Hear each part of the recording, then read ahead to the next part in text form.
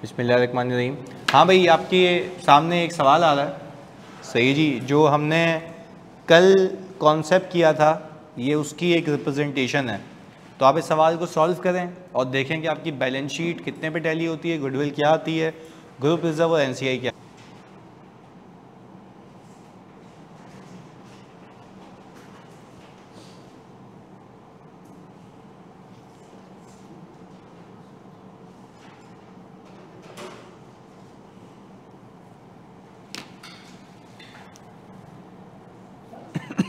वो है आलिया लिमिटेड है।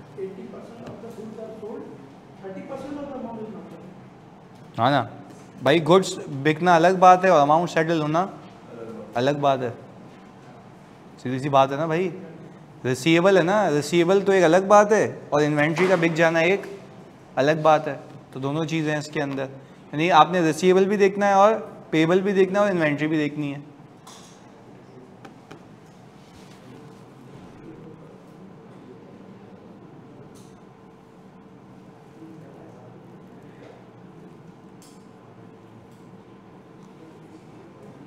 मैं कह रहा हूँ सोचें।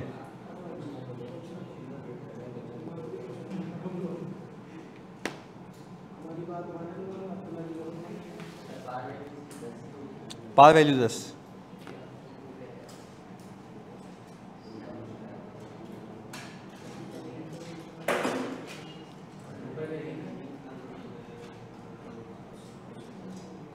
अच्छा, ये फुल गुडविल है। हाँ नहीं, तो इसमें शेयर प्राइस दी हुई है ना सब्सिडरी की।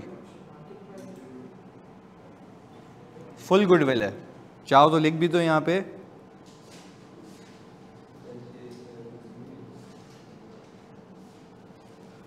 Full goodwill. नहीं भाई, एफएस तो एक ही साल के बनाओगे ना। Retain earning at the date of acquisition पे जाने के लिए कितने सालों का प्रॉफिट माइनस करोगे? 2 सालों का।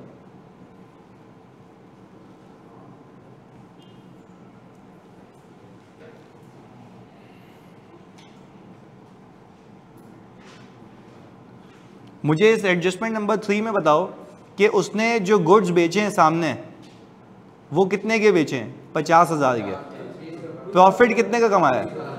20,000 रुपये का। अच्छा, आप जल्दी से सोच के बताना, ये 20,000 रुपये का प्रॉफिट उसकी इन्वेंट्री में इनिशियली था। ये 20,000 रुपये का प्रॉफिट सामने वाले की इन्वेंट्री में इनिशियली मौजूद था। अब वो क्या कह रहा है कि 80% ऑफ द गुड्स बिक गए। तो क्या ये 20,000 का 80% रियलाइज हो गया? यस। कितना बचा? तो कुल मिला के 20,000 रुपये का 20% 4,000। तो 4,000 रुपये से प्रॉफिट और इन्वेंट्री की एडजस्टमेंट हो जाएगी। ये बात क्लियर हो गई? फिर वो कह रहा है कि आगे जो अमाउंट है रिसीवेबल का वो 30% सेटल नहीं हुआ, तो वो अमाउंट 50,000 रुपये, जो 50,000 है ना, इसमें से 70% सेटल हो गया। तो रिसीवेबल कितना बचा हुआ होगा? 30%। अरे भाई मेरी जान, जब मैं सेल बुक करता हूं तो क्या बुक करता हूं? Account receivable debit, sales credit. Receivable का सेटलमेंट होगा ना। पहले मेरी बात सुनो, गुड्स का बिकना एक अलग बात है, रिसीवेबल का सेटल होना एक। मैं ये कह रहा हूं कि जो आपने सीओजीएस को डेबिट करके इन्वेंट्री को क्रेडिट किया, ये इन्वेंट्री जो सामने वाले की बुक्स में गई है, ये इन्वेंट्री 80% बिक चुकी है। अनरियलाइज निकालने के लिए इन्वेंट्री का मामला है। पर अगर पैसे सेटल हुए या नहीं हुए, वो किस पर्सपेक्टिव से देखोगे? असल रिसीवेबल के पर्सपेक्टिव से ना, जो कि अकाउंट रिसीवेबल है। अब यहां पे इसकी मैपिंग कर लो, इसके आगे तुम लोग करना भाई। ये देख लो, मैंने कहा कि भाई पेरेंट ने सेल की है, सब्सिडरी ने। आ जाओ भाई, सब्सिडरी ने सेल की है किसको? पेरेंट को। यहां पे बना के देख लो भाई, सेल्स कितने की है? सीओजीएस कितने की है? 30,000 रुपये की सीओजीएस है। प्रॉफिट कितने का? भाई मुझे बताओ इधर देख के कि सामने वाली कंपनी से मेरा रिसीवेबल कितना है? 50,000 रुपये का। वो ये रहा, 50,000 का रिसीवेबल है ना। और ये प्रॉफिट सामने वाले की इन्वेंट्री में चला गया। तो सामने वाले ने एंट्री क्या बनाई, इन्वेंट्री डेबिट और ट्रेड पेबल क्रेडिट आ गया। अच्छा भाई, इन्वेंट्री डेबिट और ट्रेड पेबल क्रेडिट। अच्छा, ट्रेड पेबल कितने से आया होगा भाई, जरा ना सोच के समझ के रीड किया करो चीजों को। FAR 2 होना इसलिए बसता है। अभी बाहर एक केस देख के आया कि सर पिक गलत किया, रीड गलत किया, तो ऐसे ही नहीं होता हवाओं में इसका 80% होगा। पहले क्लियरली अपने आप से सवाल पूछो। भाई वो कह रहा है ये इन्वेंट्री 80% बिक गई है, ये इन्वेंट्री, तो मुझे आप एक बात बताएं, जब ये इन्वेंट्री 80% बिक गई है तो इस इन्वेंट्री के दो चंक्स हैं, एक ओरिजिनल कॉस्ट, एक इंक्रीमेंटल प्रॉफिट। ये इंक्रीमेंटल प्रॉफिट कब तक रियलाइज नहीं होगा, मैं ये नहीं कह सकता ये ग्रुप का प्रॉफिट है unless it is realise from out of the group. ये कल सीखा है। अच्छा, अब मुझे बताएं इसका क्यूमुलेटिवली कितना बिक चुका है, 80%, ऐसा ही है, तो कितना बच चुका है। तो क्या मैं कह सकता हूं इसके 80% पे तो मुझे मसला ही नहीं है। मसला है कि 20,000 रुपए का कुछ ना कुछ अभी भी ग्रुप में है जो कि अब तक रियलाइज नहीं हुआ। तो मैं क्या करूंगा, इस 20,000 रुपए पे क्या लगा दूं। ये बात समझ आई। इस 4,000 रुपए से मेरे ग्रुप की इन्वेंट्री ओवरस्टेड हुई हुई है और मेरा प्रॉफिट भी। अच्छा, प्रॉफिट की ओवर स्टेटमेंट 20,000 की पूरी क्यों नहीं है, बाकी बिक चुका है, बाकी बिक चुका, तो जो बचा ही नहीं है तो वो तो रियलाइज हो गया, वो तो इनकम मेरी भी है, ग्रुप की भी है, कोई मसले वाली बात। पहले बताओ ये समझ आया। ये 4,000 रुपए इन्वेंट्री का मामला है। अब वो कह रहा है इसके आगे सुनो, वो कह रहा है ये जो पेबल है ये सेटल नहीं हुआ, तो इन्वेंट्री का होना अलग बात है, पेबल का होना अलग बात है। पहले बताओ ये बात की क्लैरिटी है। तो अब वो कह रहा है कि भाई इस 50,000 रुपए के पेबल में से जो कि मेरा क्या होगा, रिसीवेबल, कितना परसेंट सेटल नहीं हुआ। तो अब जब मैं बैलेंस शीट में रिसीवेबल को रिसीवेबल से हटाऊंगा, पेबल को पेबल से हटाऊंगा, वो कितने से हटाऊंगा, 30% से। भाई ये मोबाइल साइलेंट पे कर लो भाई, किसका है ये, सही है जी। तो ये बात क्लियर है, पक्की बात है। तो आपने इन्वेंट्री को अलग डायरेक्शन से देखना है, पेबल को। अब इस अंग्रेजी को रीड करो। 30,000 की इन्वेंट्री कितने में बेची, प्रॉफिट कितने का, ये 20 का प्रॉफिट उसकी इन्वेंट्री में चला गया, ये 20 का प्रॉफिट उसकी इन्वेंट्री में चला गया। ये कब तक अनरियलाइज रहेगा। अच्छा, मैं कह रहा हूं क्या ये रहा या बिक गया, बिक गया ना। कितना परसेंट बिका, 80%, कितना बच गया। तो क्या मैं कह सकता हूं कि वो जो मेरा प्रॉफिट अभी भी ग्रुप के अंदर था वो 20% का मैंने कमाया नहीं है। तो जब 20% का मैंने कमाया नहीं है तो क्या वो ग्रुप का प्रॉफिट है या हटा दूं। अच्छा, जैसे ही मैं उस प्रॉफिट को हटाऊंगा मेरे बच्चों, तो आप मुझे बताएं मैं क्या करूंगा, नेट एसेट्स को। अच्छा, नेट एसेट्स क्यों कह रहा हूं, हाँ भाई नेट एसेट्स क्यों कह रहा हूं, जल्दी बताओ। क्योंकि सेल किसने किया है और बैलेंस शीट में इन्वेंट्री कम हो जाएगी। यहां तक बात की क्लैरिटी है। क्योंकि अगर आप ओवरऑल देखें तो ये इन्वेंट्री जब इसके पास 50,000 की आई, तुम बताना ग्रुप के हिसाब से भी देख लेते हैं, ये इन्वेंट्री जब इसके पास 50,000 रुपए की आई तो आप मुझे सोच के बताएं 50,000 रुपए का 80% कितना बनता है, 40,000। तो हमने कहा इसने एंट्री बनाई होगी COGS डेबिट और इन्वेंट्री क्रेडिट, कितने से भाई, 40,000 रुपए से। इसकी बैलेंस शीट में, सब्सिडरी की बैलेंस शीट में इन्वेंट्री कितने की बची होगी, 10,000 की। बट अगर तुम ग्रुप के हिसाब से देखो तो ग्रुप में ये इन्वेंट्री आई कितने की थी, 30 की। तो 30 का 20% कितना बनता है, तो ये इन्वेंट्री होनी कितने पे चाहिए, 6 पे। आ कितने पे रही है, 4 से। 4 है क्या ये, अनरियलाइज्ड प्रॉफिट। तो मैं भी तो यही कह रहा हूं कि उसकी कमाई हुई इनकम इसकी इन्वेंट्री में शामिल है, कब तक, जब तक वो बिक नहीं जाती। ये वापस से रिकैप दे दिया कल वाली क्लास का, बात क्लियर है। तो मैंने कहा मेरे प्रॉफिट और इन्वेंट्री का जल्दी बताओ कितना मसला है, 4,000 का। ये तो प्रॉफिट और इन्वेंट्री हो गया। क्या रिसीवेबल पेएबल अभी बाकी है पूरा या कुछ? वो कितना परसेंट है? 30%। और वो 30% ऑफ 30,000 होगा या 50,000? 50,000, क्योंकि सेल प्राइस थी 50,000। तो अब मेरा कहने का मकसद ये है कि बाकी पेएबल रिसीवेबल सेटल हो चुका है, जो बच चुका है वो किस हद तक है? 30% तक। तो अगर मैं 50,000 रुपये का 30% लूँ तो कितना आता है? 15,000। बात क्लियर है? क्योंकि जब आप कह रहे हो कि भाई मामला सेटल नहीं हुआ तो वो सेलिंग प्राइस का नहीं हुआ होगा ना, जो मेरा रिसीवेबल है उसका क्या है? पेएबल है। तो उसका पेएबल इनिशियली कितना था? 50,000। क्या ये 50 का 50 मौजूद है या 70 सेटल हो चुका? 70% सेटल हो चुका। बचा कितना है? हाउ डू यू नो 30% बचा है? लिख के दिया हुआ है। तो यानी इन्वेंट्री का मामला अलग है, रिसीवेबल पेएबल का मामला अलग है। भाई बात क्लियर है? अब इसको करें जल्दी से।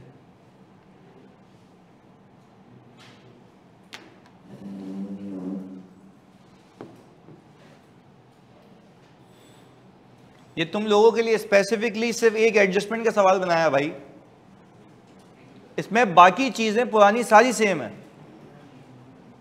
सिर्फ एक एडजस्टमेंट डाली है इसमें, और वो भी मैंने ही करवा दी अभी। अब दूसरी वाली एडजस्टमेंट तुम्हें सोचनी है।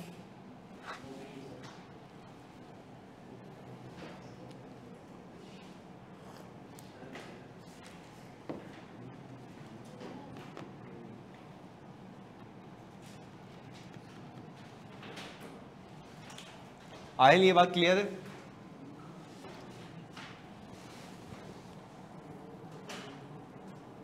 हाँ भाई ऑनलाइन वाले बच्चों बात क्लियर है? सारे बच्चे, मूसा, बिस्मा, ईमान, सालार, अम्मार, जल्दी से। Okay good.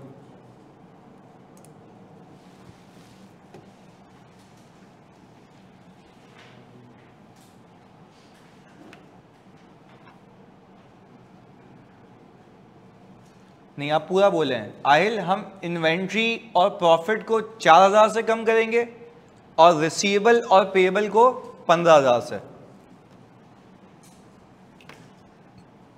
और प्रॉफिट को 4,000 से इसलिए कम कर रहा हूं क्योंकि आउट ऑफ 20,000 का प्रॉफिट ये 4,000 तक कमाया नहीं है। जल्दी बताओ ये 4,000 का प्रॉफिट कब कमाएंगे? जब ये ग्रुप के बाहर बिक जाएगा तो वो रियलाइज हो जाएगा। अभी तो समझो अपने आप से कमाया है, तो क्या अपने आप से कमाई होती है? नहीं होती है। उसको हटा दें आप।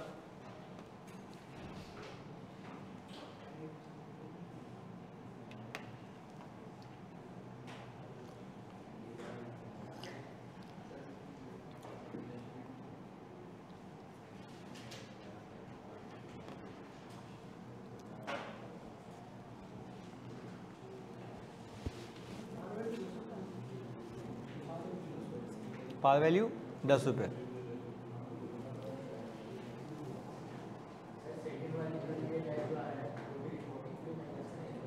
सेकंड वाली का या थर्ड एडजस्टमेंट? फोर्थ एडजस्टमेंट का ग्रुप रिजर्व से माइनस होगा, क्योंकि पेरेंट ने बेचा है ना। जिसका प्रॉफिट है उसका हटेगा। अगर तुम इसको रिपोर्टिंग से माइनस कर दोगे ना तो इसका इम्पैक्ट एनसीआई को मिल जाएगा, जबकि एनसीआई का इम्पैक्ट सिर्फ सब्सिडरी के प्रॉफिट्स में होता है।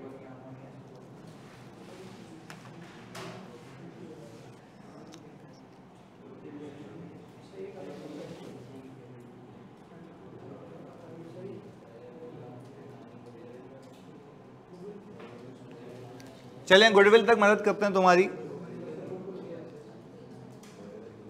हाँ भाई, एट एक्विजिशन एट रिपोर्टिंग हमने कहा नेट एसेट्स ऑफ सब्सिडरी। हाँ भाई, सब्सिडरी का शेयर कैपिटल कितना है?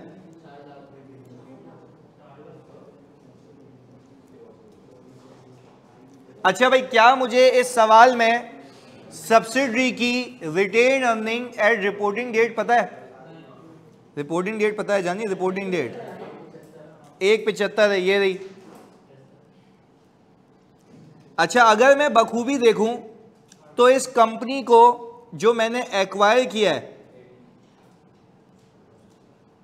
30 जून 2018 में किया है, आज चल रहा है 30 जून 2020, तो मैंने कहा एक तो 2019 का साल है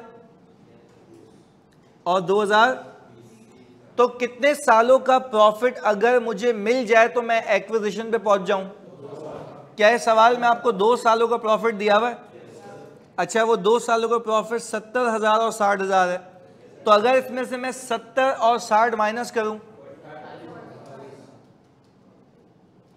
ये आ गया 45,000। भाई यहां तक कोई मसला?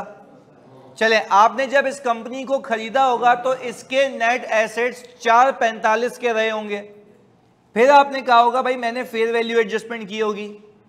फेयर वैल्यू एडजस्टमेंट 35, 1, 50 और 60 है, तो आपने कहा ये आ गया लैंड, बिल्डिंग, ये 35, 1, 50 और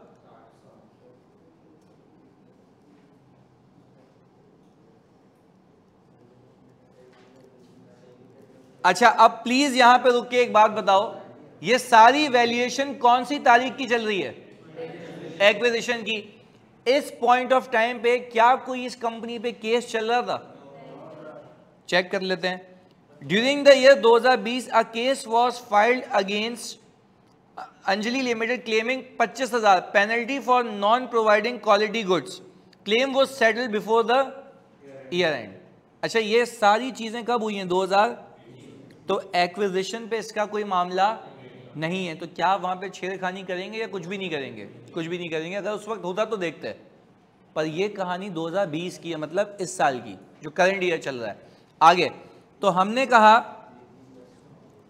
इसको क्लोज करने से पहले हमने यहां पे लाइन खाली रखी है, सही जी, अनरियलाइज्ड प्रॉफिट के लिए। जल्दी से मुझे बताओ क्या यहां पर अनरियलाइज्ड प्रॉफिट ऑन इन्वेंट्री है? रिपोर्टिंग पे। रीजन आपको मैंने कल सिखाया है कि आप रिपोर्टिंग डेट क्लोज करने से पहले अपने आप से एक सवाल करेंगे, क्या कोई ऐसी इन्वेंट्री तो नहीं है जो सब्सिडरी ने किसको बेची हो?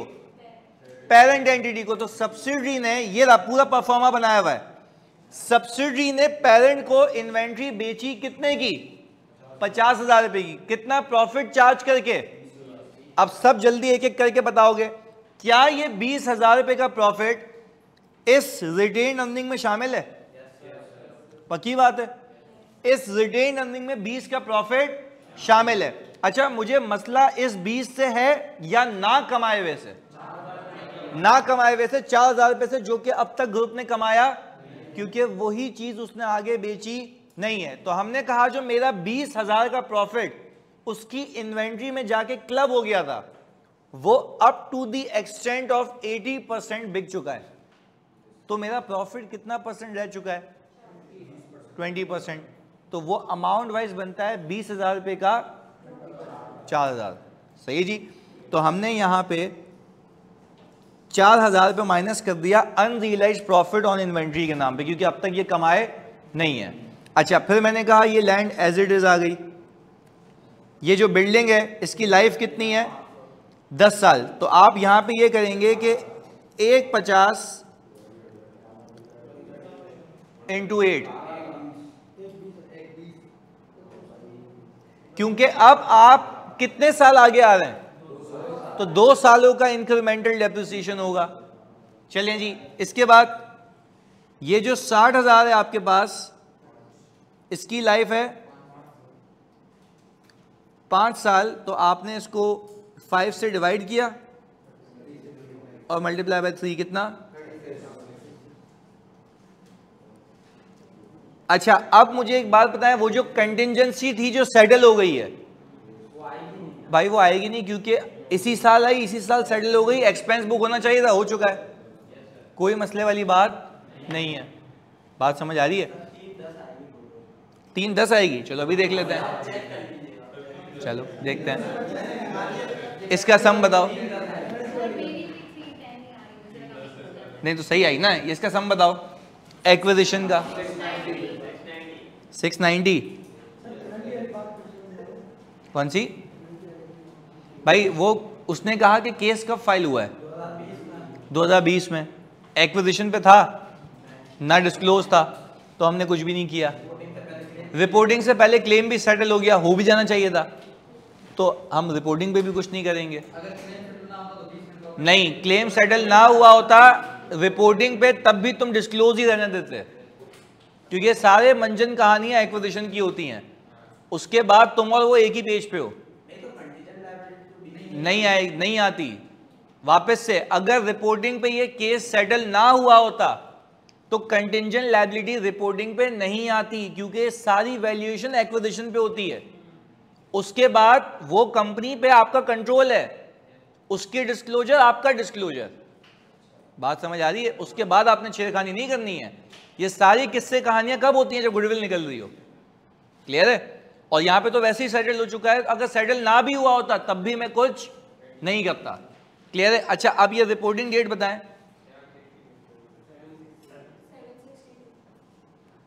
अच्छा, इन दोनों का डिफरेंस। अच्छा, मुझे जल्दी से एक बात समझा दो, ये जो 72,000 का पोस्ट एक्विजिशन प्रॉफिट है, इसमें से तुमने ना कमाया हुआ हटा दिया है? क्यों हटाया? अनरियलाइज है। वो रियलाइज कब होगा?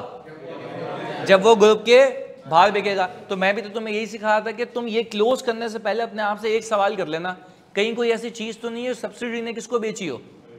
पेरेंट को, और वो अब तक आगे ना बिकी हो, तो टेक्निकली वो ग्रुप का प्रॉफिट नहीं है। तो उस हद तक यहां से हटा देना। यहां से इक्विटी प्रॉफिट कम हो गया, बैलेंस शीट में यही अमाउंट स्टॉक से कम हो जाएगी। और सिर्फ एक चीज याद रखना, एक पंच लाइन है, जब बैलेंस शीट बनाओगे ना तो आपने नजर रखनी है नेट एसेट्स पे, क्योंकि सारी एडजस्टमेंट्स आपको यहां मिलेंगी। जब बैलेंस शीट बनाओगे तो यहां से एडजस्टमेंट्स मिलती है ना। पीपी नहीं था आप डालेंगे, इन्वेंट्री है आप हटाएंगे, तो सारी एडजस्टमेंट्स आपको net assets at reporting date से मिल जाएंगी, सिवाय रिसीवेबल और पेएबल के। सिवाय, क्योंकि वो जो रिसीवेबल है और पेएबल है 50,000 का कितना परसेंट? 30%। तो वो 15,000 पे बैलेंस शीट से हटाओगे ना, क्योंकि क्या वो इक्विटी की एडजस्टमेंट है, बैलेंस शीट एडजस्टमेंट है? बैलेंस शीट एडजस्टमेंट, तो वहां से हटा देना। यहां तक कोई मसला? पक्की बात है? ऑनलाइन वालों प्लीज बताओ जल्दी से।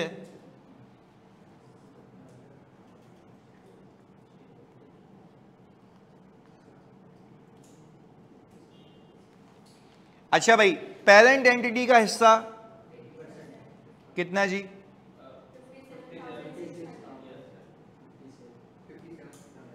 और ये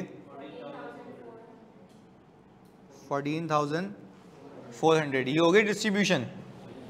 चलें, दूसरा केस आप निकालेंगे, गुडविल,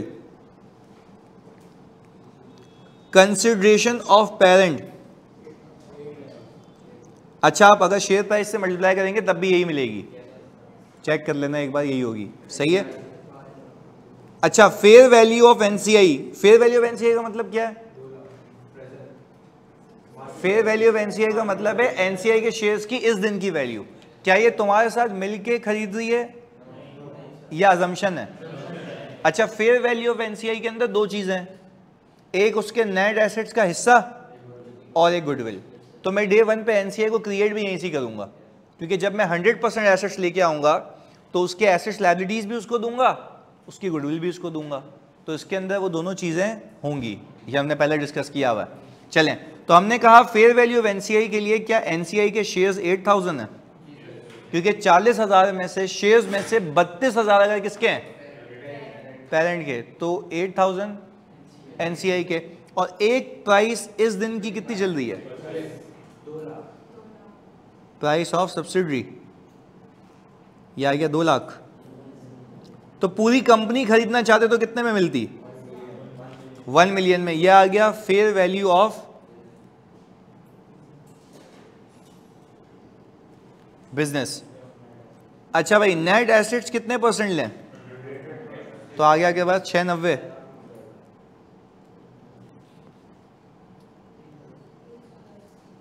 तो आपकी गुडविल आ गई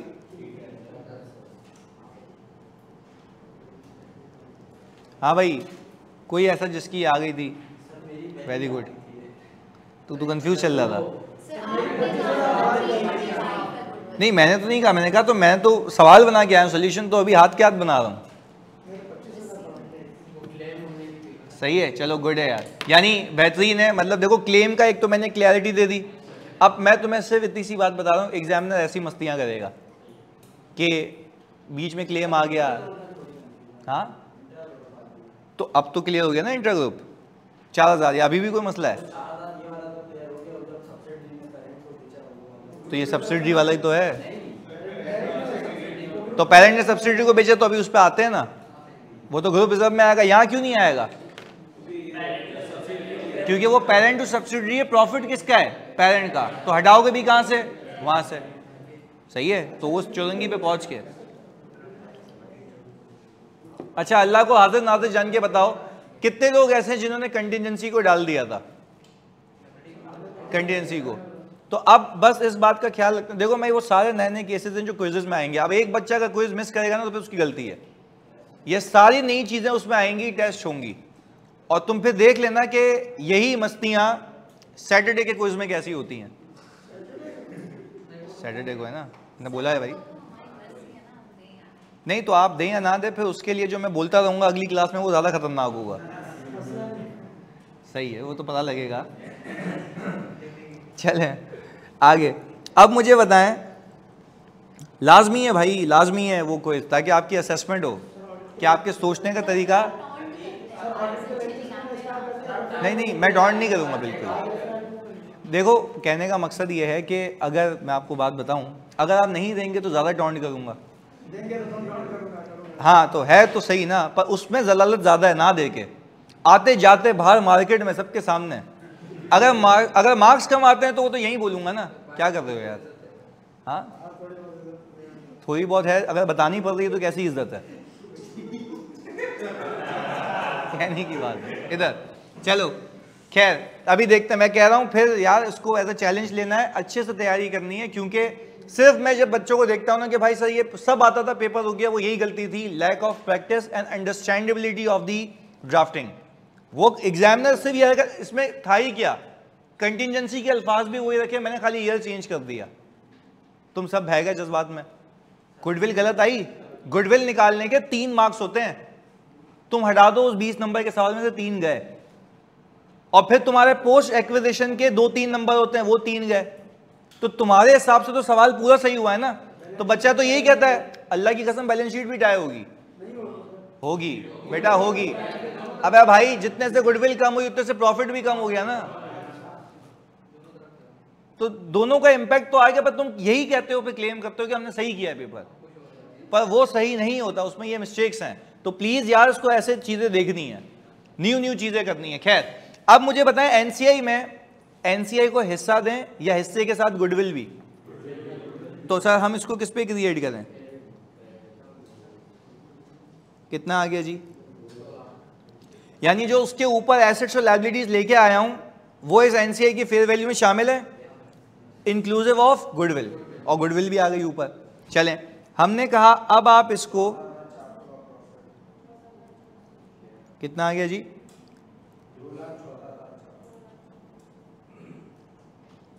अच्छा एक बात बताओ, जो अनरियलाइज्ड प्रॉफिट था 4000 रुपए का, उसका हेड इसको भी मिला है, उसका हेड मिलना भी चाहिए, क्योंकि किससे पर्टेन करता है? सब्सिडरी से। तो जब वो प्रॉफिट नहीं है तो इसको बढ़ेगा भी नहीं ना। पहले तो बात समझ आ रही है, जब वो ग्रुप का प्रॉफिट नहीं है तो इसको भी नहीं मिलेगा, लॉजिकल सी बात है, क्योंकि वो अब तक हमने कमा लेते तो ये हरकत ही नहीं होती तो खुद ही बढ़ जाता। दोनों बातें क्लियर हैं? तो ये तो कह रहा हूं उसमें इंपैक्ट आ गया है, पर if you look at the examiner solution, वो क्या करता है? 4000 के 2 हिस्से बनाता है, इसमें अलग उसमें अलग। हम कह रहे हैं डायरेक्ट माइनस कर तो खुद ही बढ़ जाएगा। सही है, तो क्लैरिटी के लिए कह रहा हूं। चलें इसके बाद भाईजान एक और बात बताएं, रिटेन अर्निंग ऑफ पेरेंट कितनी है? 670 आ रही है। अच्छा भाई अब एक बात बता दो खुदा के वास्ते, ये जो 670 का प्रॉफिट है, इसमें क्या वो प्रॉफिट होगा जो इसने सब्सिडी को बेच के कमाया है? तो you need to ask yourself कि कई ऐसी ट्रांजैक्शन है, आप बोलेंगे है। अच्छा उस प्रॉफिट से मुझे मसला नहीं है, अगर उसमें नहीं कमाया तो मसला है। चलें अभी देख लेते हैं, आ जाएं। हमने कहा कि भाई ट्रांजैक्शन कुछ इस तरीके से है कि वो कह रहा है कि भाई Aliya limited sold inventory to Anjali limited at the price of rupees, ये प्राइस है, सेलिंग प्राइस है, कॉस्टिंग नहीं लिखी हुई, सेलिंग प्राइस है। अच्छा अब मुझे बताएं ये जो सेलिंग प्राइस है 30,000 रुपए की, सेलिंग प्राइस मार्जिन के केस में 100 कहलाती है, ऐसा ही है। आप सिंपल एक काम करें, इसको 100 से डिवाइड करें, कितना आ गया 9,000, देख लो 9,000 है ना, ये आ गया आपका मार्जिन। देख लो 15% है, 30 है, ओके 15, तो ये कितना आ गया 4,500, सही है। 4,500 का आपका मार्जिन है, ये टोटल कमाई है। कौन सी कमाई है? टोटल कमाई किसकी? पेरेंट की। अब तुम सबसे पूछता हूं, क्या ये टोटल कमाई 4,500 की इस रिटेन अर्निंग ऑफ पेरेंट में शामिल है? बाय डिफॉल्ट होगी, क्योंकि इसकी अकाउंटिंग हो चुकी है। तो हुआ ये होगा कि भाई ये इन्वेंट्री जो पेरेंट को पड़ी होगी वो कितने की? 25,500 की, ऐसा है। उस पे जो प्रॉफिट लगाया गया होगा वो कितना है भाई? तो सेलिंग प्राइस सही होगी 30,000। अच्छा सोच के बताना, एक सवाल पूछ रहा हूं, पेरेंट एंटिटी का इनिशियली रिसीवेबल कितना होगा? 30,000 selling price, 30,000 selling price, initially profit कितना होगा? 4,500। अच्छा अब आप सबसे एक रिक्वेस्ट बताओ मुझे, क्या ये 4,000 का प्रॉफिट का मुझे मसला है या इसमें से जो नहीं कमाया? अच्छा अब आगे रीड कर लेते हैं। रीड करने का मकसद ये कि बोल रहा है कि भाई however 30% of the inventory are still unsold. क्या मैं कह सकता हूं कि जब ये 4,500 उसकी इन्वेंट्री में जाके चिपका, क्या अभी भी पूरा वही है, सिर्फ 30% बाकी है? तो 30% बाकी है, तो मैंने टेक्निकली 30% का कमाया, तो अपना प्रॉफिट हटा दूंगा, उसकी इन्वेंट्री हटा दूंगा। बात क्लियर है? क्योंकि ग्रुप के हिसाब से ये प्रॉफिट नहीं है। तो हमने ये कहा कि भाई इसके ऊपर आप 30% चिपकाएं। वेरी गुड यार, 1350। अच्छा इसकी एंट्री क्या बनी होगी? ग्रुप रिजर्व डेबिट और इन्वेंट्री क्रेडिट। उसकी क्या बनी थी जो सब्सिडी ने बेची थी? Retain earning of subsidy debit और स्टॉक क्रेडिट। जिसका प्रॉफिट है उसको कम करो, इन्वेंट्री वैसे ही कम होनी है। बात क्लियर है भाई? पक्की बात है? ऑनलाइन वालों प्लीज कंफर्मेशन दे दो भाई। तो हमने क्या किया, यहां पे पोस्ट एक्विजिशन डालने के बाद, जो कि कितना है? अनरियलाइज्ड प्रॉफिट ऑन इन्वेंट्री 13, ये कितना आ गया? 72,625। अब एक थीम याद रख लो प्लीज, इधर सारे काम बंद, खाली एक थीम याद रखो। जब तुम लोग नेट एसेट्स और सब्सिडी बना रहे होगे ना, तो रिपोर्टिंग डेट को क्लोज करने से पहले अपने आप से एक सवाल पूछना, कहीं कोई चीज सब्सिडी ने पेरेंट को तो नहीं बेची? ये सोचने का तरीका बता रहा हूं वापस से। जब आप नेट एसेट्स बनाएंगे कौन सी डेट के? एक्विजिशन तो अपनी जगह है ना। जब आप रिपोर्टिंग डेट को क्लोज कर रहे होंगे तो बिफोर क्लोजर आप अपने आप से एक सवाल करेंगे, क्या कोई ऐसी इन्वेंट्री तो नहीं है जो सब्सिडी ने किसको बेची हो? क्योंकि आपको ये सोचना होगा कि अगर सब्सिडी ने इन्वेंट्री पेरेंट को बेची है तो वो प्रॉफिट यहां पे शामिल होगा।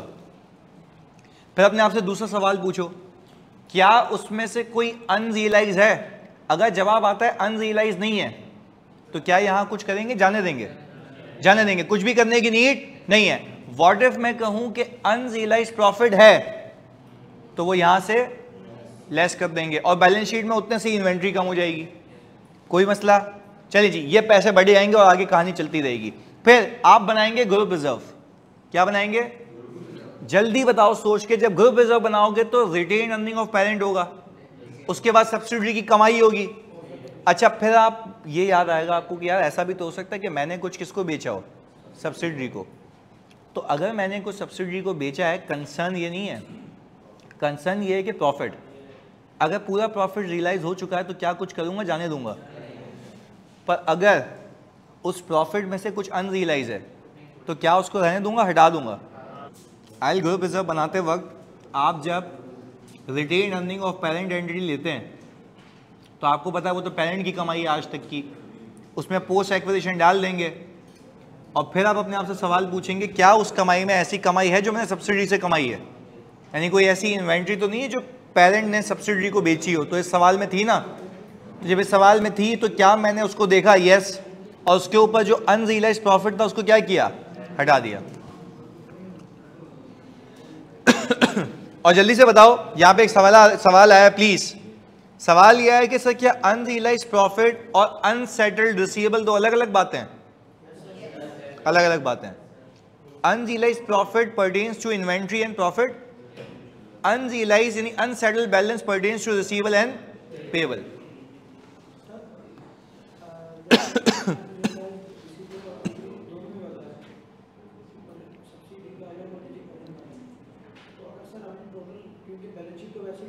भाई ये देखो भाई, ये कह रहे हैं कि सर आपने सब्सिडी का सब्सिडी से क्यों माइनस किया, यहां से क्यों माइनस किया, दोनों एक ही जगह टिका दें।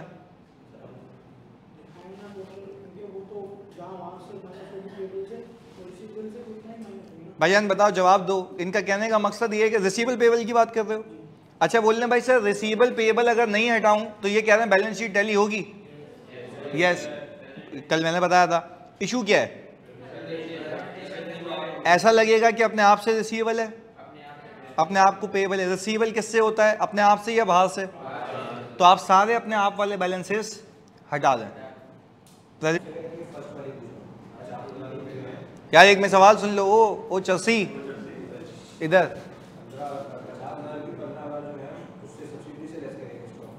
नहीं 50,000। देखो भाई इन्वेंट्री आ रही है 50,000 और 25,000 की। इन्वेंट्री बैलेंस शीट में कितने की आ रही है? 50 और 25। इस 50 और 25 में दो मसले हैं, एक 4,000 का और एक 1350। यही अमाउंट्स दोनों इन्वेंट्री में छुपी हुई है, दोनों से हटा दो। इन्वेंट्री कम हो गई, प्रॉफिट तुम ऑलरेडी कम कर चुके हो, बैलेंस शीट क्या हो जाएगी? टाइट। आगे पूछो भाई। मुझे बताओ, ये बोल रहा है जो बकाया बच गई उसका कुछ करना है या वो होनी ही चाहिए? भाई बोल रहा है कि जो इसके अलावा आपने प्रॉफिट तो हटा दिया तो जेन्युइन कॉस्ट तो रखेगा ना भाई। जेन्युइन कॉस्ट तो ग्रुप की कॉस्ट है ना, उसको क्यों एलिमिनेट करोगे? अबे भाई ग्रुप की ट्रांजैक्शन का मतलब ये है कि ग्रुप के अंदर डब्बे के अंदर आई तो थी ना, अब डब्बे में होनी उतने पे चाहिए जितने की आई थी। ओवर स्टेटमेंट को हटा रहा हूं। बात क्लियर है? टैली हो रही है? चलें अब आ जाएं भाई, जल्दी से कैलकुलेटर निकालें और पीपी बताएं। अच्छा पीपी यहां पे 225 और 230 है। 225 और अच्छा 225 और 230 में जल्दी जल्दी बताओ एक एक करके कैलकुलेटर पे। ये तुमने ज्यादा पे किए थे, ये भी, और इक्विपमेंट अलग से उसमें। अच्छा नहीं, ये चसी ने अलग से ऊपर भी दिया हुआ है नीचे भी दिया हुआ है, तो हम एक साथ ही मिला देते हैं पूरा। आप एक काम करें, आप एक साथ कर लें। पीपी एक ही आता है, ये 16 की तो मैं अलग से पता नहीं क्यों दिखाया है। इधर प्रॉपर्टी प्लांट एंड इक्विपमेंट दोनों को प्लस करें, ये दोनों प्लस करें और ये तीनों ऐड करें। भाई पीपी यहां पे हम टोटल कर रहे हैं वापस से। 225 230 7, यही है। अच्छा ये चारों को मिला के और उन तीनों को मिला के, अच्छा वो तीनों इसलिए मिलाएं क्योंकि तुमने जब इन्वेस्टमेंट की थी तो कैश अपने पास से ज्यादा दिया था और वो इन्वेस्टमेंट में क्लब हो गया था। तो तुम जब इन्वेस्टमेंट को हटा के चीजें लेकर आ रहे हो तो इंक्रीमेंटल भी लाओगे, क्या गुडविल भी लेकर आओगे? अच्छा गुडविल आपने कहा 3 10 की है। चलें, आपने कहा प्लीज कैलकुलेटर तुम्हारे पास होना चाहिए। ये आ गई इन्वेंट्री।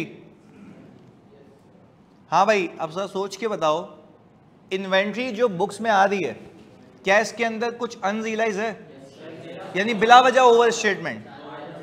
सही। अच्छा अगर मैं इन दोनों को प्लस करूं और कितने अनरियलाइज माइनस करूं, एक पेरेंट वाला और सब्सिडी वाला, कितना आता है? 69650। ओके, अच्छा इसके बाद इन्वेस्टमेंट 450 की। अच्छा भाई कैश टोटल रिसीवेबल भी है। अच्छा अब जरा सोच के, रिसीवेबल आपने जो दोनों प्लस किए, इसमें से एक सेल किसने की थी? सब्सिडरी ने पेरेंट को। अच्छा जो सब्सिडरी ने पेरेंट को की थी वो 50,000 का 15,000 लेस होना चाहिए। अच्छा, और जो सब्सिडरी ने या पेरेंट ने सब्सिडरी को की थी वो टोटल सेल कितने की थी? 30,000 रुपए की। तो आपने कहा कि वो 30,000 रुपए की जो सेल थी उसमें से कितना बैलेंस सेटल नहीं हुआ? 50%। तो वो अमाउंट आ गई। तो इन एनी केस मेरे पूरे ग्रुप के अंदर जो रिसीवेबल ओवर स्टेटेड है वो कितने से? 30,000 रुपए से। क्या 30,000 रुपए को रहने दूं या कटा दूं? हटा दें। अच्छा रिसीवेबल को हटा दें 30,000 से, कितना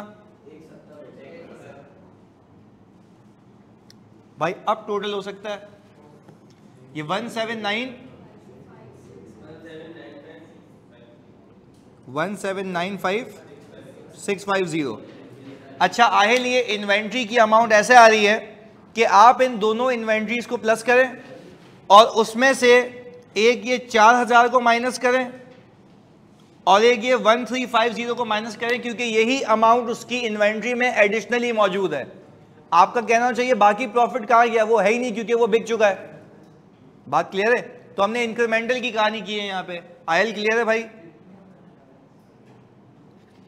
हाँ भाई, अब आ जाए आप इक्विटी साइड के ऊपर प्लीज, यहां पे फोकस के साथ। अच्छा इक्विटी साइड पे हमारे पास शेयर कैपिटल सिर्फ किसका आएगा? पेरेंट का। वो आ गया 5 लाख रुपए। अच्छा भाई ग्रुप रिजर्व 726,250। अच्छा भाई आपने कहा 726,25। अच्छा ऊपर एसेट सिर्फ अपने हैं आपके या एनसीआई के भी हैं? तो उसका हिस्सा दो इंक्लूसिव ऑफ हिज गुडविल। अब मुझे बताओ उसका हिस्सा इंक्लूसिव ऑफ इट्स गुडविल कितना है? 214,400। अच्छा लायबिलिटीज में से भी 30,000 माइनस होंगे क्योंकि जो रिसीवेबल था वो सामने वाले का पेबल था, तो वो भी हटा देंगे तो हमारी बैलेंस शीट टैली होनी चाहिए। तो आप यहां पे 30,000 रुपये माइनस कितना आ गया? 3,0 यही है? एक और 0 है।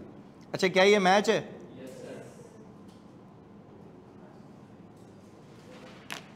हाँ भाई ये बात समझ आई कि इसको हैंडल कैसे करना है। यानी भाई ये दो चीज़ें सीखी हैं, रिसीवेबल पेएबल होना अलग बात है और हमारे पास इन्वेंट्री का ना बिकना एक अलग बात है। अनरियलाइज को अलग देखो, रिसीवेबल पेएबल को अलग देखो। इसको चाहें तो कॉपी कर लें भाई। ये तो अच्छा है तुम लोगों को आगे कॉन्सेप्ट देने से पहले ये करा दिया। सही है अभी ये?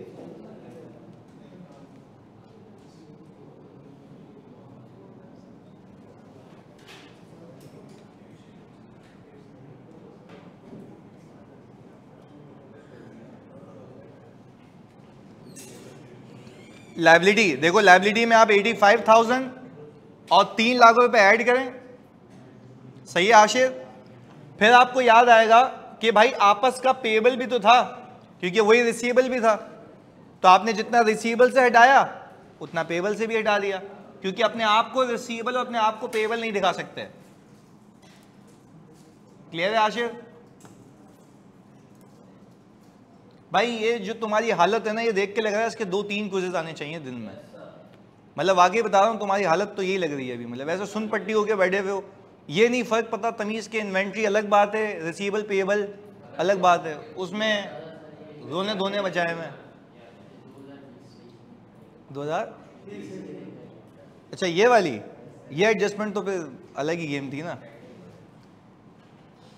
1350 वापस रिपीट करता हूँ, 1350 वापस रिपीट कर देता हूँ। भाई मुझे बताओ पेरेंट एंटिटी ने कितने के गुड्स बेचे, कितने की अमाउंट के? हाँ भाई 30,000 के। कितना परसेंट मार्जिन चार्ज किया है? 15%। तो मार्जिन का मतलब होता है सेलिंग प्राइस की percentage. Selling price is considered to be 100। तो आपको जब सेलिंग प्राइस दी हुई है तो हमने सिंपल क्या किया, सेलिंग प्राइस कितने की है भाई? 30,000 रुपये।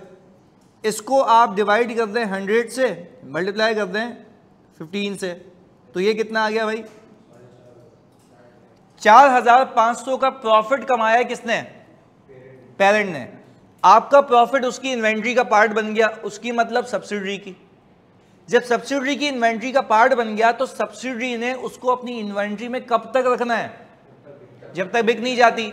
आगे लिख के दे रहा है कि 30% ऑफ द इन्वेंट्री अब तक नहीं बिकी, तो मतलब आपका प्रॉफिट भी उसकी किताबों में कितना रह गया है, यानी सॉर्ट ऑफ अब तक रियलाइज नहीं हुआ। तो ग्रुप का प्रॉफिट है या वो ग्रुप का प्रॉफिट नहीं है? नहीं है। तो इसी से आपका प्रॉफिट ओवर स्टेटेड है, इसी से उसकी इन्वेंट्री ओवर स्टेटेड है। आपने सिंपल एक काम किया कि 4,500 का कितना परसेंट ले लिया? 30%, वो आ गया 1350। तो कमाया किसने था? पेरेंट ने। प्रॉफिट किसका? पेरेंट का। हटाऊं कहां से? पेरेंट की बुक से। तो पेरेंट की बुक्स का प्रॉफिट कहां आता है? ग्रुप रिजर्व में।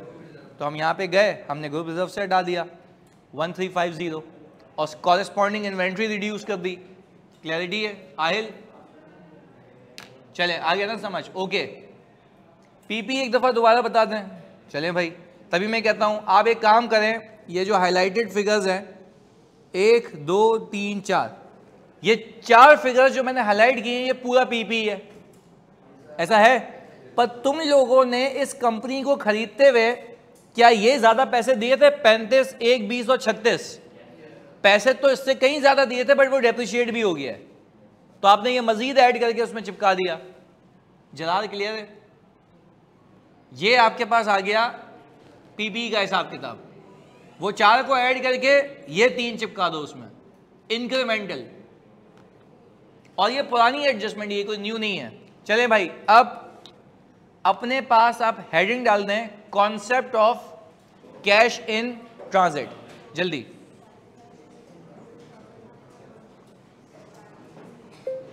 Concept of cash in transit.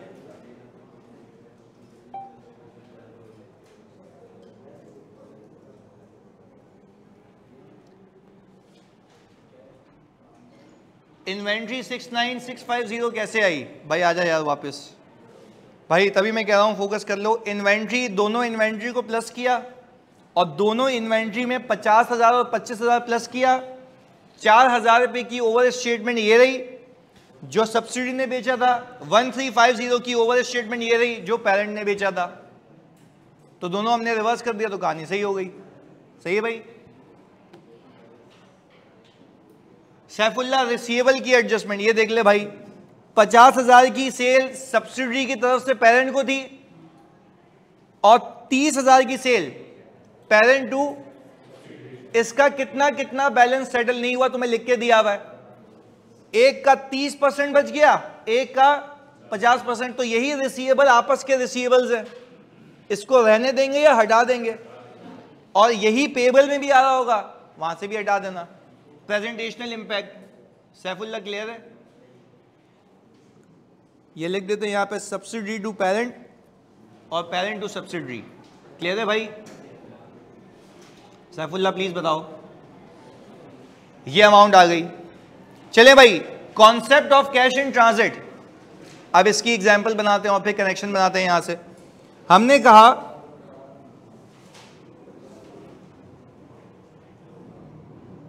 अगर हम पेरेंट एंटिटी की बात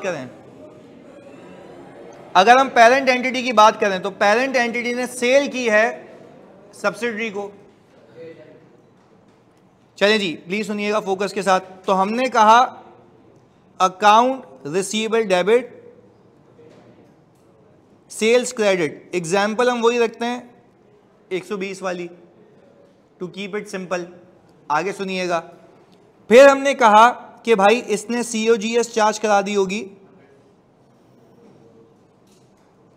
100 से, ग्रुप में आई कितने की होगी, 100 की, तो वो पहली एंट्री नहीं बनाई बस मैंने। आगे अगर मैं सब्सिडरी की बात करूं, सही जी, बहुत फोकस होकर देखना, अगर मैं सब्सिडरी की बात करूं तो आप यहां पे मुझे देख के बताएं, तो इसने एंट्री बनाई होगी इन्वेंट्री डेबिट और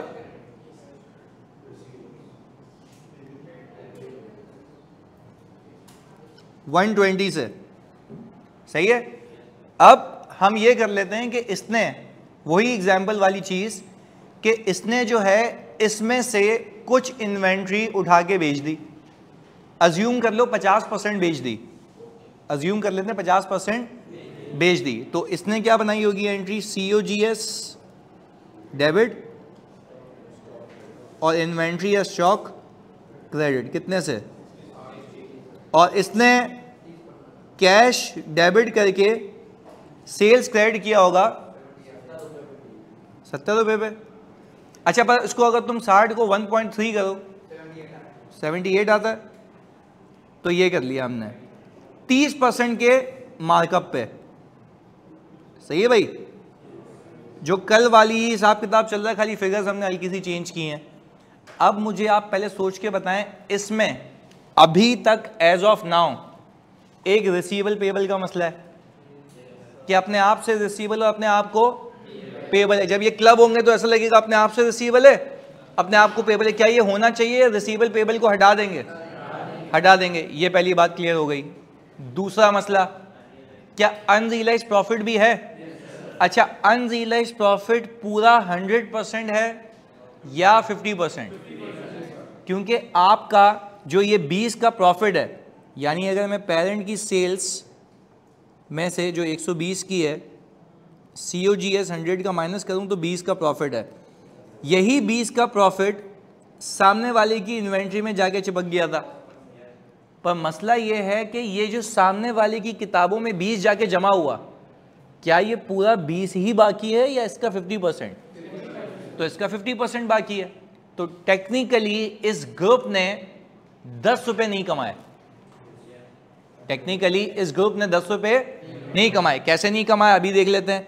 अगर आपको as of now balance sheet दी जाए दोनों की, तो आप कहेंगे पेरेंट एंटिटी की किताबों में इन्वेंट्री नहीं होगी, सब्सिडरी की किताबों में इन्वेंट्री होगी कितने की, 60 की। जबकि एज पर ग्रुप होनी चाहिए 50 की, क्योंकि ग्रुप में आई तो 100 की थी ना, और अगर 50% बिक गई तो होनी कितने पे चाहिए, 50 पे।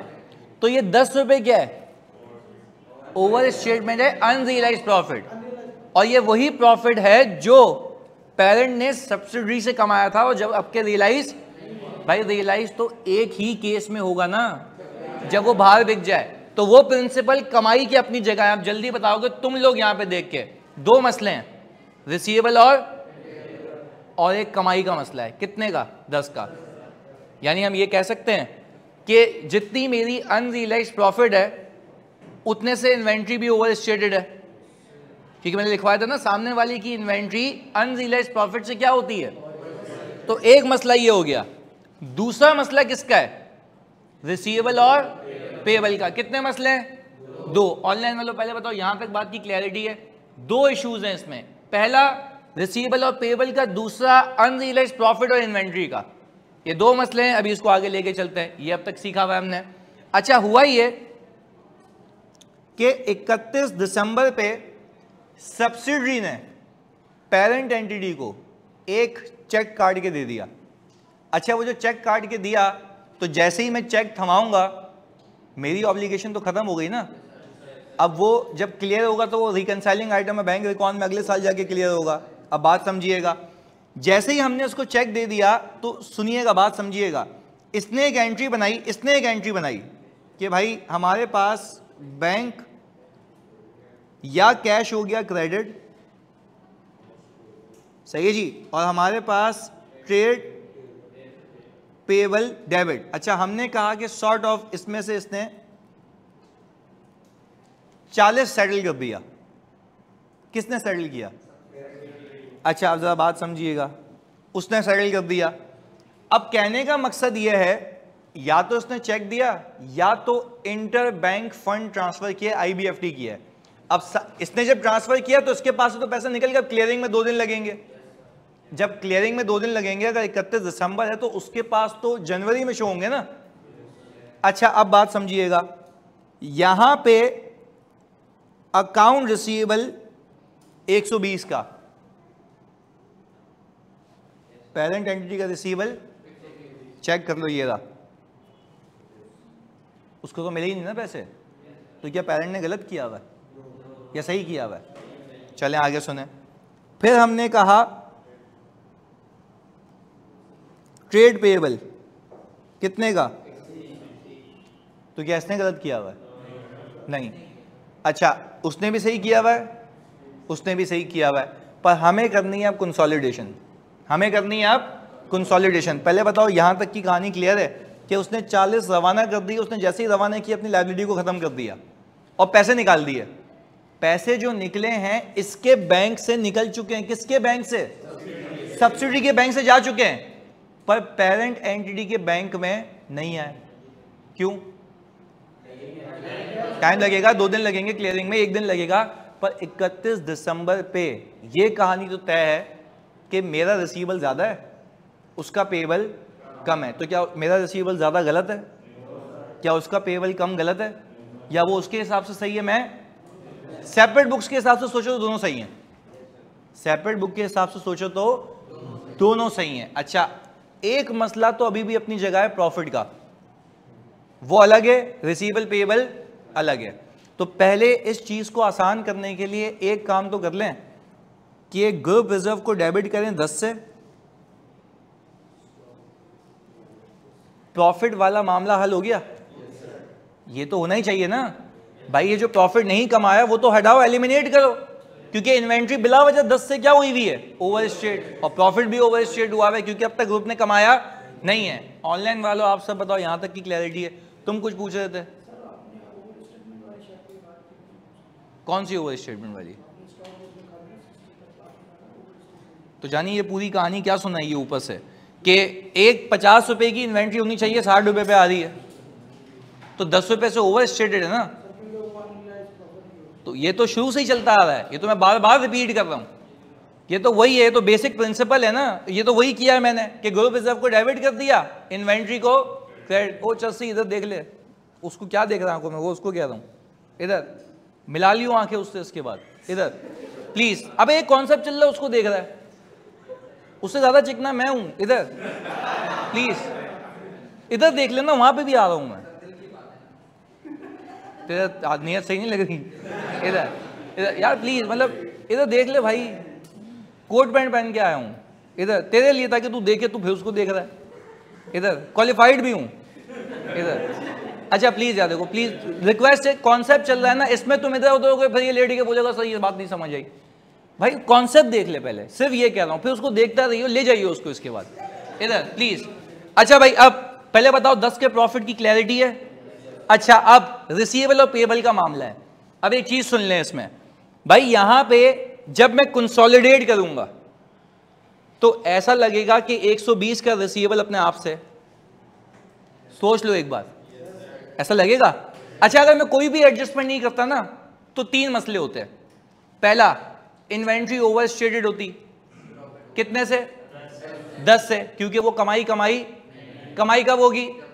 जब बाहर से होगी।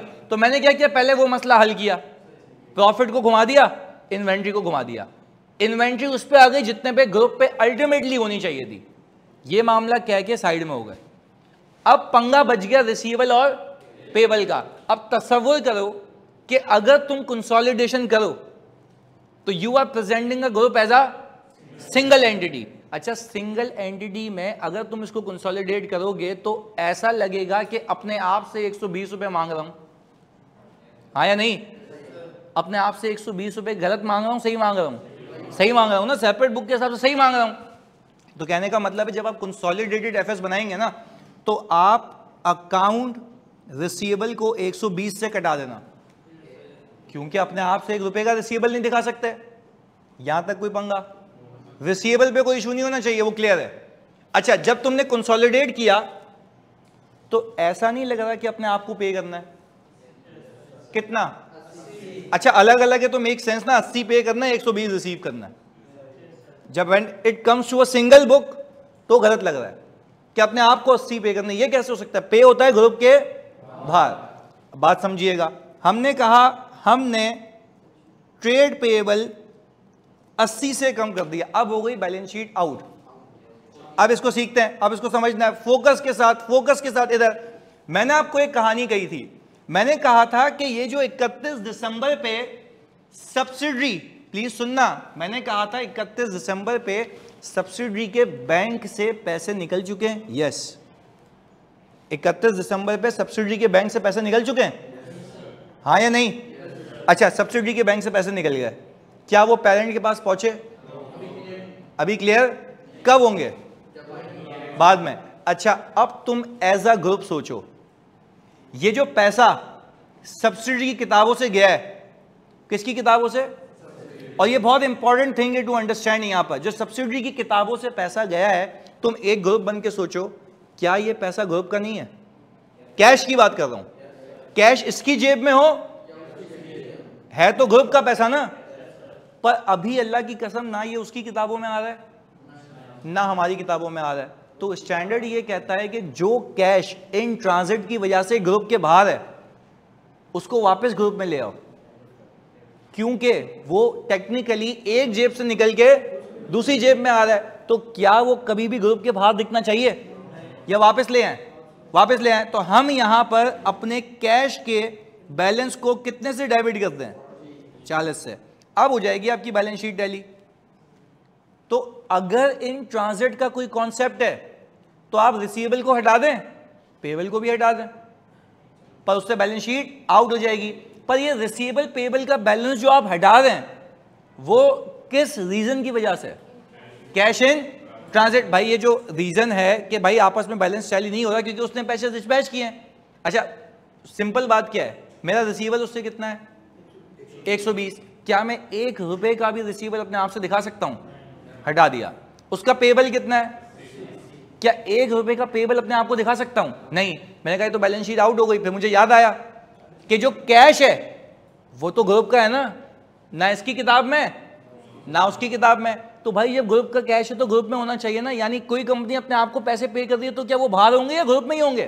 ग्रुप में ही होंगे। तो कहने का मतलब है वो ग्रुप के अभी बाहर हैं, उसको वापस ले आओ। किस नाम से? कैश के नाम से। तो जब आप कंसोलिडेटेड बैलेंस शीट बनाएंगे तो जल्दी बताओ इस एग्जांपल में प्रॉफिट को कितने से घटाओगे?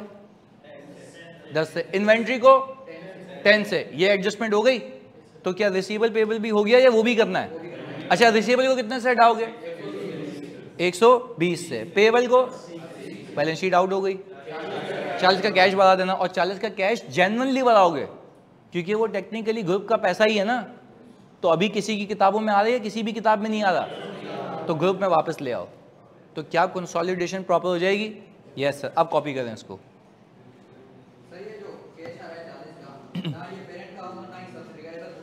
ये ग्रुप समझेंगे, सही है। तुम तसव्वुर करो अगर ये उसके पास आ जाता तब भी तो एक ही कैश कहलाता ना, पर अभी तो एक जेब से निकल के दूसरी जेब में गया ही नहीं है, तो इसलिए वापस ले आया।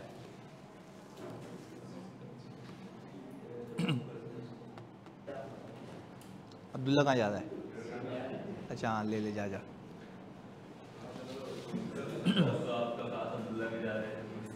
सर इसमें यही है कि ट्रांजैक्शन होती हैं फुलफिल अपनी जगह, बस एडजस्टमेंट्स करके हटाना है। बिल्कुल ऐसा ही है भाई। सब्सिडी का स्टॉक 40 नहीं आएगा, 50 आएगा।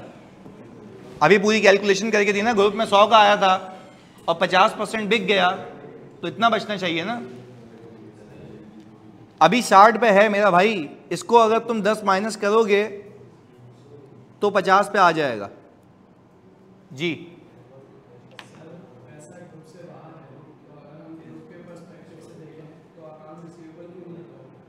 ग्रुप के पर्सपेक्टिव से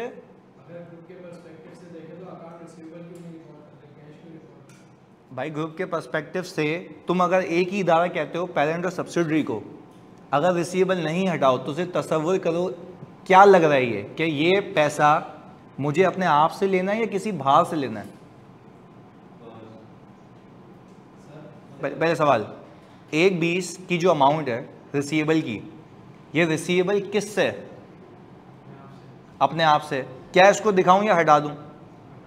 हटा दिया, हटा दिया। 80 रुपये का पेएबल ग्रुप के बाहर है, किसी तीसरी कंपनी को है, अपने आप को है, हटा दिया। फिर याद आया एक पैसा है जो ग्रुप के बाहर घूम रहा है, due to in transit, due to in transit.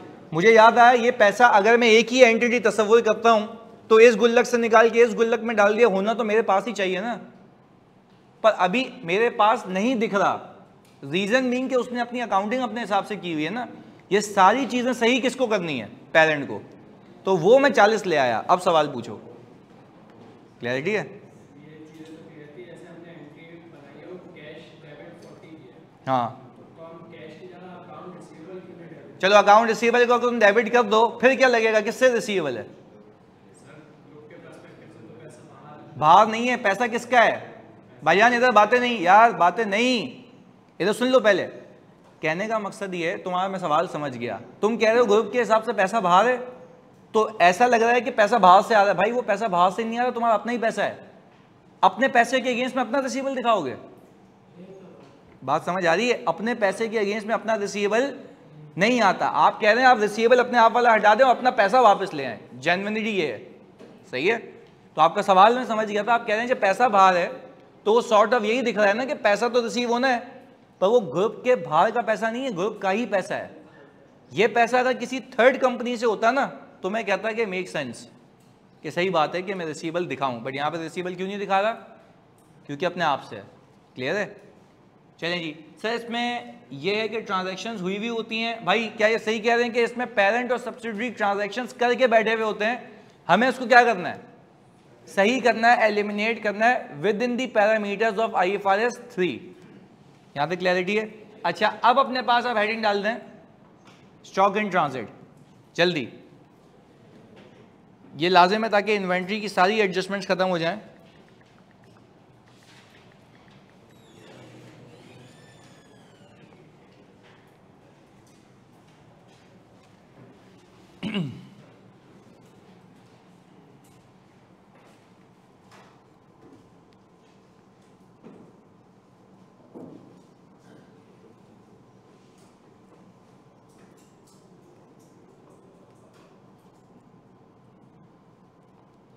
हाँ भाई, अगेन पेरेंट एंटिटी ने इन्वेंट्री कितने की बाय की? 100 रुपये की। इसने वापस यही काम किया कि भाई ये उठा के बेच दी किसको?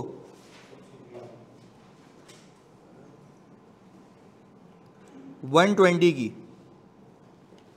सही है? बहुत फोकस होकर देखना क्योंकि फिर इसमें इन्वेंट्री इन ट्रांजिट का कॉन्सेप्ट है, तो यहां पे आपने बड़ा सोच के देखना है इसको। अच्छा भाई, फिर आपने कहा COGS डेबिट और इन्वेंट्री क्रेडिट 100 से। क्या मानते हो कि इस ट्रांजैक्शन के बाद, इस पूरी ट्रांजैक्शन के बाद पेरेंट एंटिटी ने जो प्रॉफिट बुक किया है वो कितने का है भाई? 20 का, और वो पूरा पैसा रिसीवेबल भी है। चलें जी, अब आ जाएं आगे।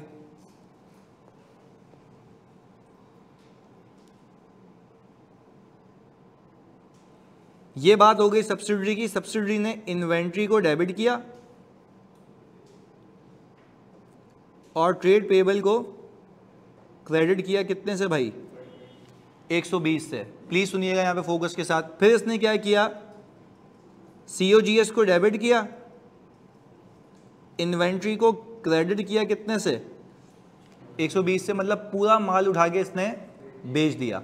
अच्छा, ये पूरा माल जो बेचा है इसने, तो 120 को इंटू 1.3 करो, कितना आया था? 156। और सेल्स, अब इस पॉइंट ऑफ टाइम पे, क्योंकि इतनी डिटेल में आके तुम्हें एक एक ट्रांजैक्शन सिखा रहा हूं, मुझे एक बात बताओ, मेरा अनरियलाइज्ड प्रॉफिट कितना है? कुछ भी नहीं है। अनरियलाइज्ड प्रॉफिट कुछ भी नहीं है। यानी हम ये कंक्लूड कर रहे हैं, कि ये 100% रियलाइज हो चुका है, यानी कोई प्रॉफिट की एडजस्टमेंट नहीं है इस ट्रांजैक्शन को लेकर। क्लैरिटी है? कोई प्रॉफिट की एडजस्टमेंट नहीं है इस वाली ट्रांजैक्शन को लेकर। यहां तक कोई कंफ्यूजन? पक्की बात है। आगे चलें। फिर हमने कहा कि भाई पेरेंट एंटिटी ने 31 दिसंबर पे, पेरेंट एंटिटी ने 31 दिसंबर पे फिर से माल डिस्पैच किया। सही जी। तो उसकी पहले इसने माल खरीदने की एंट्री बनाई, लेट से 60 की, और कैश कर दिया क्रेडिट। ये ग्रुप से बाहर से खरीदा है, ऐसा ही है। आगे देखिएगा, इसने क्या किया, इस पे 20% का मार्कअप लगा दिया, ऐसा ही है। तो वो 72 आ गया। इसने फिर बुक किया ट्रेड रिसीवेबल 70 और सेल्स क्रेडिट 72 से, और COGS 60, और ये इन्वेंट्री आ गई 60। अच्छा जल्दी से सोच के बताओ कि इस कंपनी ने यहां पे आके इस पॉइंट ऑफ टाइम पे जो है प्रॉफिट कितने का कमाया? 12 का। सामने वाली कंपनी ने कोई एंट्री नहीं बनाई, रीजन उसके पास ये गुड्स ही अवेलेबल नहीं है, ये गुड्स इन ट्रांजिट है। अच्छा आप कुछ लिखे बगैर जरा एक बात को समझें। मैं अगर यहां पर आपको एक चीज सिखाऊं, पेरेंट एंटिटी और सब्सिडरी, प्लीज सुनिएगा। रिसीवेबल यहां पे आ रहा होगा, पिछला भी तो है, क्या सेटल नहीं हुआ? नहीं हुआ। तो 1/20 पिछला, 72 ये, तो 72 इसमें ऐड करेंगे हम, 192। इसका तो कुछ भी नहीं है। अच्छा अगर मैं पेबल पे आऊं, वो तो 1/20 ही है ना? नहीं ये बात समझ भाई, सीधी सी बात है, उसका तो 1/20 ही है। क्यों 1/20 है? उसको गुड्स ही नहीं पहुंचे तो उसने एंट्री नहीं बनाई। तो यानी अब फिर मसला आ गया रिसीवेबल और पेबल में। अच्छा अब मसला पैसों का है या इन्वेंट्री का है? अच्छा यानी ये क्लैरिटी होनी चाहिए वापस से। 1/20 का माल खरीदा, 100 का माल खरीदा, 1/20 में बेचा। चलिए 100 का माल खरीदा, उसने आगे उसको भी बेच के पूरा रियलाइज कर लिया, कोई प्रॉफिट का मसला, पर रिसीवेबल पेबल का मसला है अपनी जगह। वो एक ट्रांजैक्शन होगी, भूल जाओ, अगले पे आ जाओ। अगले पे मैंने सिंपल एक काम किया, मैंने वापस से 60 रुपए के गुड्स खरीदे, 72 के चिपका दिए। मैंने फिर प्रॉफिट कमाया कितने का? 12 का। मैं आपको यहां पे बता रहा हूं और आप ये बात समझ जाएंगे, ये 12 का 12 पूरा प्रॉफिट अनरियलाइज है। भाई रियलाइज तो तब होगा जब उसको पहुंचे और वो आगे बेचे। ये तो ग्रुप में क्या उसको ही नहीं पहुंचा, तो क्या ये पूरा 12 का प्रॉफिट अनरियलाइज है? क्योंकि अब तक ये कमाया, तो क्या पेरेंट एंटिटी की सेपरेट बुक्स की कमाई नहीं है? ये है सेपरेट बुक की कमाई है, बट कंसोलिडेटेड बुक्स के हिसाब से नहीं है। यहां तक बात क्लियर है? अच्छा अब इस पूरे गेम में सीखने की चीज क्या थी वो बता देता हूं। वो आपको कहता है कि भाई जब भी गुड्स इन ट्रांजिट होंगे, जब भी गुड्स इन ट्रांजिट होंगे, तो गुड्स इन ट्रांजिट वाला पूरा प्रॉफिट अनरियलाइज होगा। लिख लो अपने पास, गुड्स इन ट्रांजिट वाला पूरा प्रॉफिट अनरियलाइज होगा।